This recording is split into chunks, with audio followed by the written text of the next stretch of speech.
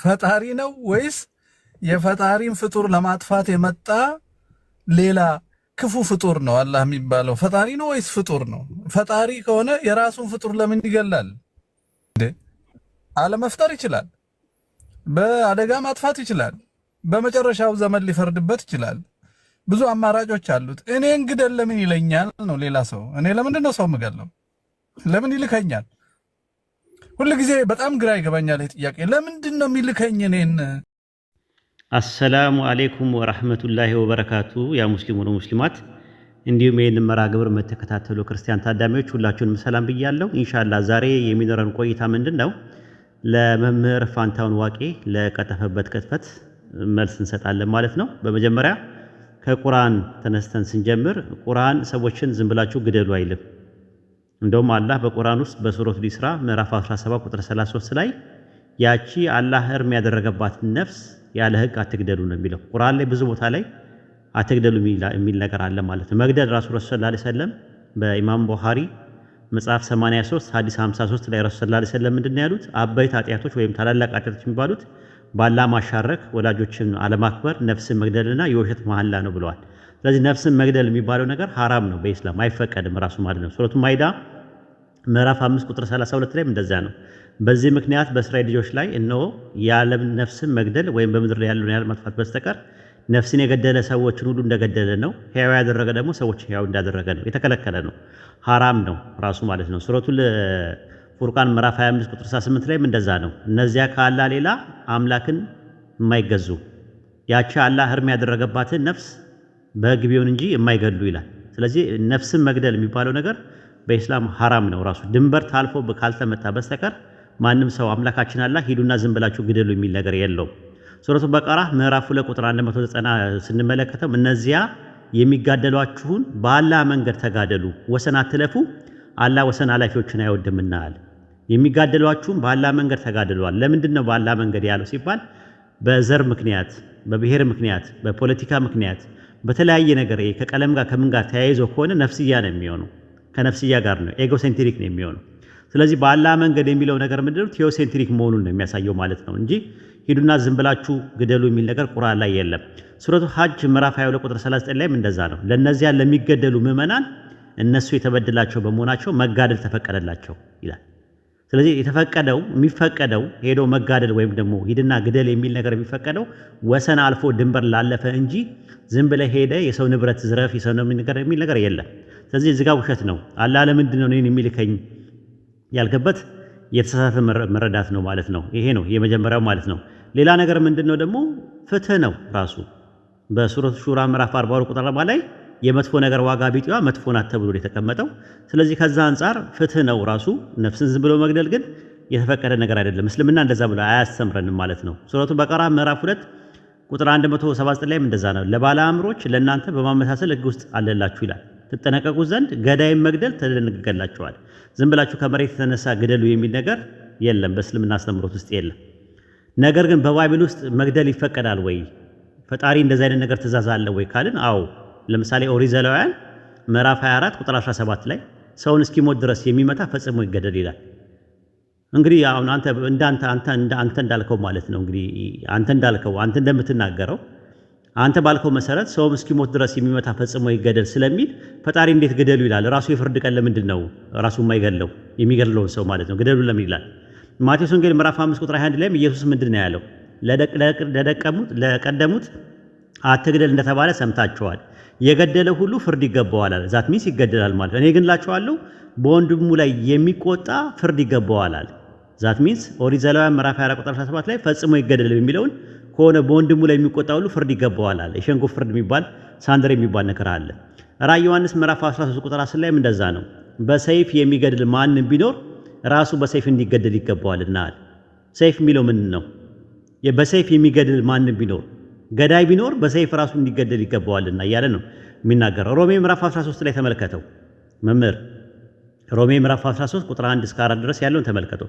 ያሉ ባለስልጣናት በአምላክ የተሾሙ ናቸው አለ። ምንድነው የሚያደርጉ ሲባል ለመልካም ነገር ለአንተ የአምላክ አገልጋይ ነውና በከንቱ ሰይፍ አይታጠቅምና አለ።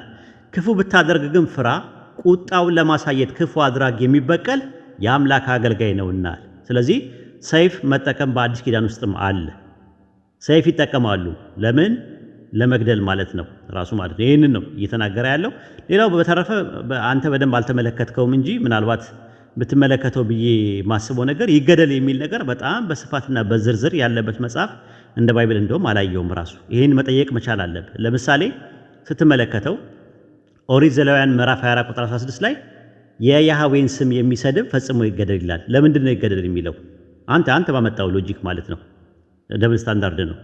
ኦሪት ዘሌዋውያን ምዕራፍ 24 ቁጥር 1 ላይ እግዚአብሔር ሙሴ እንዲህ ብሎ ተናገረው ስለሚል ራሱ ያዘዘው ያህዌ ራሱ ነው ያዘዘው የእግዚአብሔር ስም የሚሰድብ ፈጽሞ ይገደል የሚለው።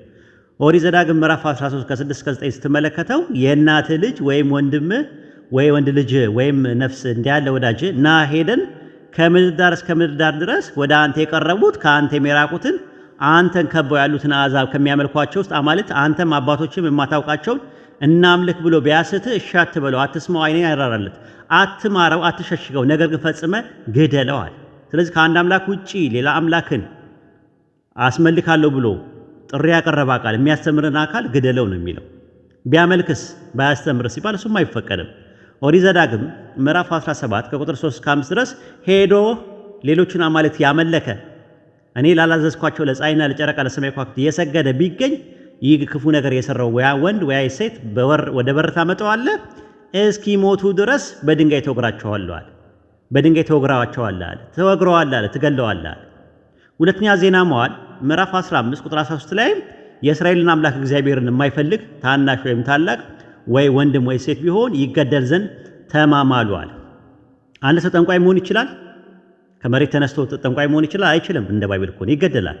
ኦሪት ዘሌዋውያን ምዕራፍ 20 ቁጥር 27 ላይ ሰው ወይም ሴት መናፍስትን ቢጠሩ ወይ ጠንቋዮች ቢሆኑ ፈጽመው ይገደሉ፣ በድንጋይም ይውገሯቸው፣ ደማቸው በላያቸው ላይ ነው እያለ ይናገራል። ኦሪት ዘጸአት ምዕራፍ 21 ቁጥር 17 ላይ አባቱን ወይም እናቱን የሚሰድብ ፈጽሞ ይገደል ይላል። ኦሪት ዘሌዋውያን ምዕራፍ 20 ቁጥር 15 ላይ ማናቸውም ሰው ከእንስሳ ጋር ቢተኛ ፈጽሞ ይገደል ይላል። እንስሳይቱንም ግደሏት፣ ይገደል ይላል።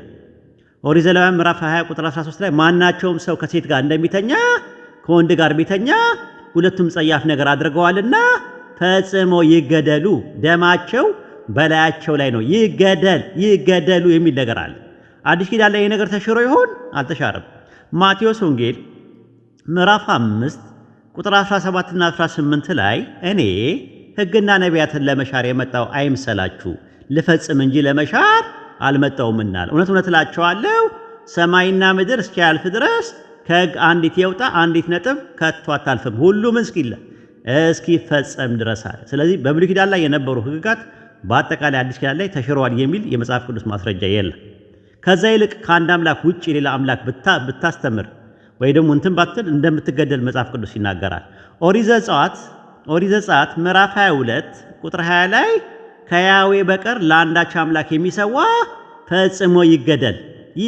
ይህንን ጥቅስ ፍትሐ ነገሥት ላይ ታገኘዋል። ራሱ ፍትሐ ነገሥት አንቀጽ 46 ገጽ 401 እስከ 403 ላይ ብትመለከተው አንድ ሰው የካደ ሰው ካለ ያ የካደ ሰው ይገደላል።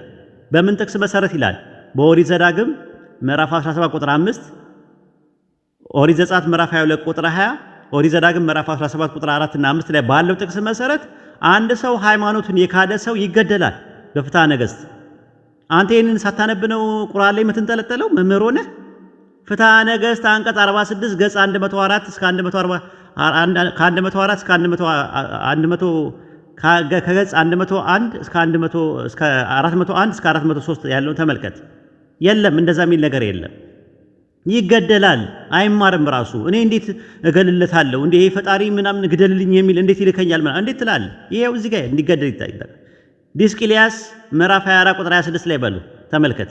እኔ ክርስቲያን ነኝ የሚል ክፉ ሥራ የሚሰራ የሚሴስንና የሚረክሰው ቢኖር የሞት ፍርድ ይፍረዱበት። እንዲህ ካለ ሰው ራቁ፣ የሞት ፍርድ ይፍረዱበታል። ለምንድን ነው የሚፈረድበት? አባ ጊዮርጊስ ዘጋስጫ ሃይማኖትን በካዱ ሰዎች ላይ ያለው ብይን በብሉይ ኪዳንም በአዲስ ኪዳን ላይም አንድ አይነት ነው ብሎ ነው ያስቀመጠው።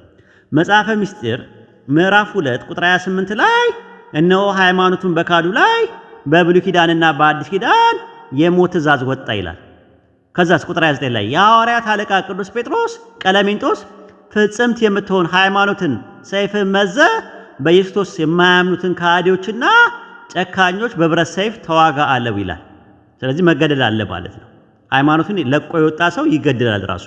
በመጽሐፈ ሚስጥር ምዕራፍ 2 ቁጥር 35 ላይ በኢየሱስ ክርስቶስ ሃይማኖት ቤተክርስቲያንን እንድናነሳትና እንድናጸናት ስልጣን አገኘን፣ ይህ የተላለፈው ሰይፍ ይለፍበት ብሎ አሜን አሜን ይላል። አሜን ወአሜን ብሎ ያስቀምጣል። ሰይፍ ነው ያለው ነገር ማለት ነው። ንግሥት እሌኒ የሚያደረገችው ምንድነው? ድርሳነ መስቀል ላይ አንተ በገድል ስለምታምን ድርሳነ መስቀል ዞራ መያዣ ምዕራፍ 20 ቁጥር 29 ላይ ምንድነው ያደረገችው? ዳግመኛ የክርስቲያኖች ወገኖች ሁሉ እንዲህ ስትል አዘዘቻቸው። ምን አለች? የአይሁዳኖች ወገኖች በየቦታው ፈልጓቸው፣ ቤቶቻቸውን አፍርሱ፣ በእሳት አቃጥሏቸው ብላ ትእዛዝ ሰጥታለች። በዛ መሰረት ምንድነው የተደረገው? ድርሳነ መስቀል ዞራ መያዣ ምዕራፍ 20 ቁጥር 30 ላይ አይሁድም ቤቶቻቸው በእሳት አቃጠለች፣ አመፀኞችና ከሃዲያን የሆኑትን አይሁዳኖች አስገደለቻቸው ነው የሚለው። አሁን ጥያቄ የሚነሳውም ነገር ምንድነው? ብሉይ ኪዳን ላይም አዲስ ኪዳን ላይም እንዳየው ነው። ፍትሐ ነገሥት ላይ መጽሐፈ ሚስጥር ላይም ድርሳነ መስቀል ላይም አንድ ሰው ከሃይማኖት ውጭ የወጣውን ሰው ፍሪደም አለው። አንተ እንደምትለው እንደ ምዕራባውያን ሳቦት ማለት ነው። ፍሪደም ካለው ለምንድን ነው የሚገደለው? ብሉይ ኪዳን ላይ የነበረው ትእዛዝ ራሱ ከአንድ አምላክ ውጪ የሚመለከውና አምላክ ሌላ አምላክን ያመለከና እናምልክ ያለ ሰው ይገደላል። ጠንቋይ ይገደላል። ግብረ ሰዶም ይገደላል። ከእንስሳ ጋር የሚያደርግ ለምን የፍርድ ቀን አይጠብቀውም? ለምን ግደሉ ይላል? ይሄ አንተ ራስ ደብል ስታንዳርድ ነው ራሱ በሰፈርከው ቁና የምትሰፈርበት ነውና አይ ቲንክ ይሄንን ኦዲዮ ለሁላችሁም ሼር አድርጉለት፣ አድርሱለት። ከደረሰልህ በኋላ መልስን እንጠብቃለሁ ማለት ነው ኢንሻአላህ። ወሰላሙ አለይኩም ወራህመቱላሂ ወበረካቱ።